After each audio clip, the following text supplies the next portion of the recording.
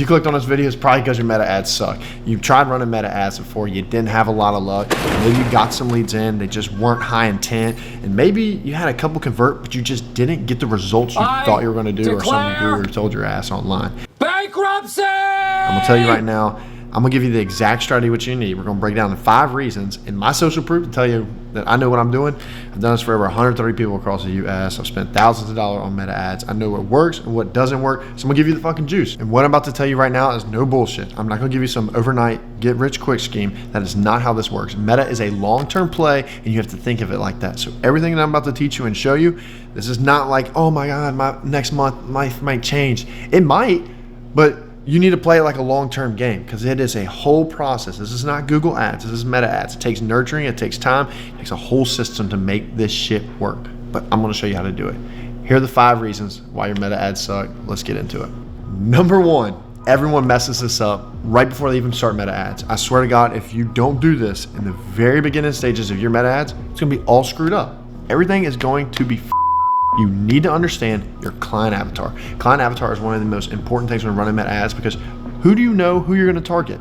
If you don't know exactly who you're going to target, you don't know the age range, you don't know if it's dual income, do they have kids, do they have dogs, like what is the lifestyle that they live? If you don't know those things, how are you going to resonate with that person? You're going to blend in with every Joe Schmo. It's like when you go to the party and there's a white girl with Air Force Ones on. They all look the fucking same. Let's be honest. Don't be like that. You need to stand out, and you need to understand who your client avatar is, and that's how you can stand out. So let's get into it a little bit. This video I'm going to show you might offend you, but I want to use it as an example because these people understand their client avatar to a T, almost to the point where they can say the R word, they can say the F word, they can say all this shit online because they know their client avatar is going to laugh at this, and they can get away with it. This is a great example of understanding your client avatar. Now, I'm not saying you go online and do a bunch of this shit, but highly recommend take some notes from these guys. They kill it. Appointment delayed. Oh my God, that's so gay. I mean, that's so inconvenient. No. As a matter of fact, it's actually retarded. Yeah, I mean, who owns this place? A couple of Being able to get away with saying the F word literally online is absolutely insane, but they can do it because they know who they're talking to. That right there is the guys who run a telehealth clinic, and they just basically sell TRT, peptides, all that stuff. And guess who the guys who are wanting to come in there? Those are the guys that probably like bald eagles. Those are guys that like being on the lake, drinking a Coors Light. They're not drinking Bud Light. Those are the things that they resonate with. These guys know it, and they're personifying it all in their content. Next is your strategy. Now, strategy will also play into the next one that I'm going to show, but you have to understand the strategy. You don't just throw a bunch of ads out and say, fuck it, let's just see if it's going to work or not. That will never work, and you're going to end up burning a bunch of money and not knowing what to do for the next run. So when I say strategy, we're wanting to run strategy because ideally, like let's say, I'm going to run out a bunch of new ads for a ceramic coating guy. I want to test user-generated stuff where he's here holding the phone doing it. I want to test professional stuff. I want to test where he's doing a little before and afters. All these different things we're going to test and use, but it's going to be strategized because we want to test it in our campaign. So when we do the next run, we can just make duplicates of the winners, and then we keep pushing, and we push new offers, and we push how we're targeting people, the types of people we're targeting. All this stuff plays a role. I can go into a whole fucking rabbit hole about this, but I just want you to know you have to understand a strategy, and strategy is super important for running meta ads.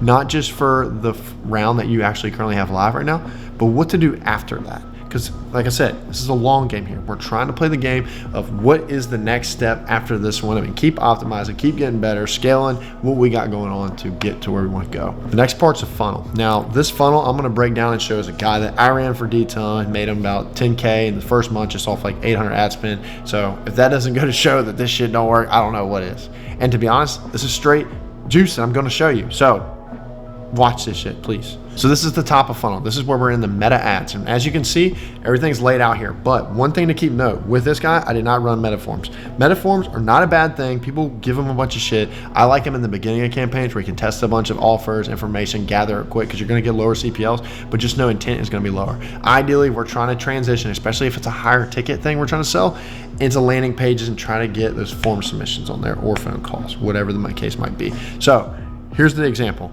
Right here, you can see website, destination, and I go on to said funnel, Here's the destination that we're sending these meta ads to. I'm not going to go into too much detail about this, but this is a great way to build trust from Meta, because remember, Meta is a scroll stopping ad. They're not intentionally searching for it. So scroll stopping ad pops up, they see it, click, go to the landing page. You got to build more trust, especially if we're selling higher ticket stuff. And this is what I did for this guy. Will your CPL jump up? Yes, but will more people be qualified in the funnel and in the back end when you're talking to them? Yes, they will, and they'll have more conversations with you. I guarantee, if you make your landing page good.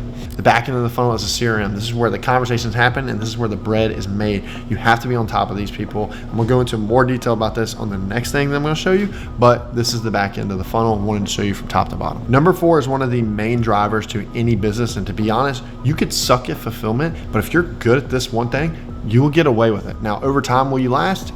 Probably not, because you're going to get a bunch of shitty ratings, especially in a local service, depending on how big your locality is. You know, if you're in a New York City, you could probably get away with it a little bit longer, but if you're in a smaller town where I'm in, like Wilmington, it's not going to really work for you long term. So that is sales. You have to be good at sales. So for instance, when that CRM is kicking off, there's an instant automation. We go out and say, hey, you're about to get a call in the next 15 minutes.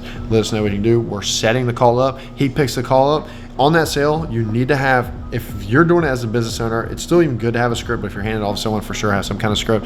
But you have to make sure we're either getting card information on that call, we're getting some kind of like, hey, a booked in follow-up appointment to make sure we're still going to reconvene, do it, because that call right there is basically one of the best times for you to really get as much value, much information out, and build a seed in their head. I don't want to go too much deep into sales. We can do that in another video, but you gotta kill this. This last one is one of the most important ones when it comes to your meta ad strategy. And to be honest, I turn people away if they don't do this. In all honesty, because if you're not taking the time to do said, and I'm just going to reveal it, content on your page, you should not be doing meta ads. You are not qualified, brother. This is super important. Like, I've seen so many people who do so much better on Meta just by posting content. And I'm not even talking about going viral. Like, I have some people who are literally getting like 300 views a post, and they're cranking out 50K a month on Meta. You would think I'm lying, but seriously, it is all about, one, going back to the beginning, knowing your client avatar and who it is, having the strategy, the funnels that pair with it. Obviously, we need to be good at sales. And I meant to say too as well, in sales, you need to be good at nurturing. That's very important with Meta. But lastly, you have to have content that pairs with everything that's going on. Because if it doesn't pair with everything that's going on, you're not gonna win. So if you made it to this point in the video, I'm gonna give you a bonus tip on why your Meta ads suck. And to be honest, it's because you ain't got me. If you're running Meta ads right now, you need to be doing all this strategy. And if you're running Meta ads right now, you need to be subscribed to my page, because I'm giving out free game like this. I'm showing you exactly what to do.